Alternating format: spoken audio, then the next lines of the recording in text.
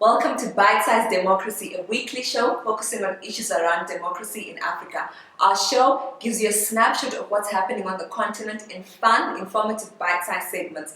Please do follow us on Twitter at Afrique_democratic. Our hashtag is #BSDemocracy, and please do like our Facebook page, African Democratic Institute. On the 5th of October, we celebrated World Teachers' Day as declared by the United Nations under the theme, Valuing Teachers, Improving Their Statuses. On the show today, we have an educator all the way from Johannesburg, South Africa, Mr. Bongani Nyati. Welcome to the show. Thank you for having me in your show today. Okay, why did you decide to become an educator or a teacher? It's not a choice that I made. To me, actually, it's a calling. I grew up in an environment where everyone was a teacher, although they were not formally trained to be teachers. My grandmother in particular, who is a great inspiration to me, was a Sunday school teacher, and she was teaching young kids there at school. I used to look at her and admire her for that. That's great. So it's generations of teachers. Although it was not formal training, they were still teachers. What does it mean to you to be a teacher? To be a teacher to me is it means to uplift someone, to help other people be what they are, achieve their dreams, and also pursue whatever goals that they have in life. It's actually something that is amazing for me to see someone at high school, that person progressing to university, getting a university degree, and probably getting a PhD. I feel a sense of being rewarded when I see people proceeding like that. Okay, great. Since you're in the system, can you tell us more about the South African education system and the African education system as a whole? What I love about our education system is the emphasis on human rights.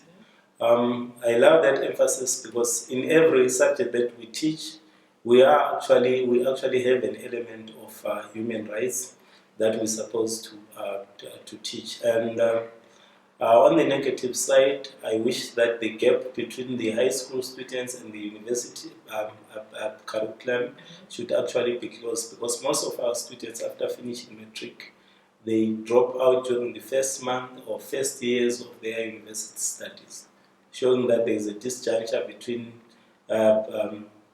high school education and university education. Speaking of university education, in South Africa right now, there's the fees must fall movement. What do you think about that movement? I think we should actually move away from the conversation of saying that is it right to not to pay schools at university, or is it wrong? And actually try to find each other, because there are merits in both sides of the argument. I would actually look at it this way, that what we say about the high school, the university students that drop out of their university programs during the first year. Let's say that we do not have fees, there are no fees at university, students are no longer paying fees, and government has invested in those people. The first year of their studies, they drop out. It means a loss on a government investment. It means that the government is invested on something that, on someone that is no longer going to get a return on.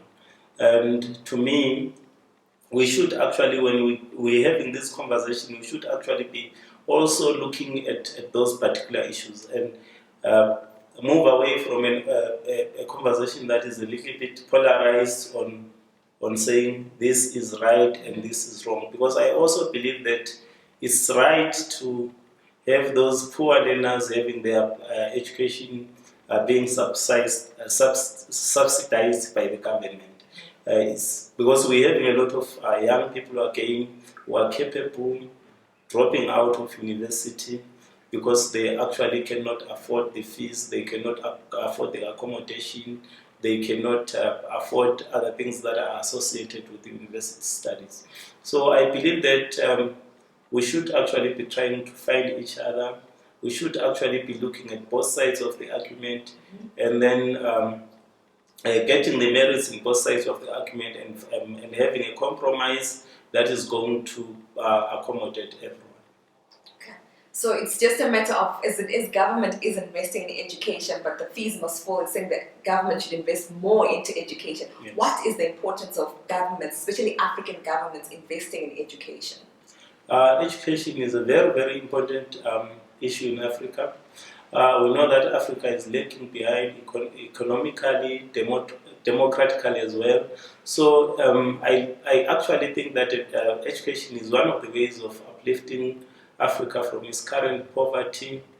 It's also a way of improving human rights in Africa and actually making sure that there is democracy in Africa.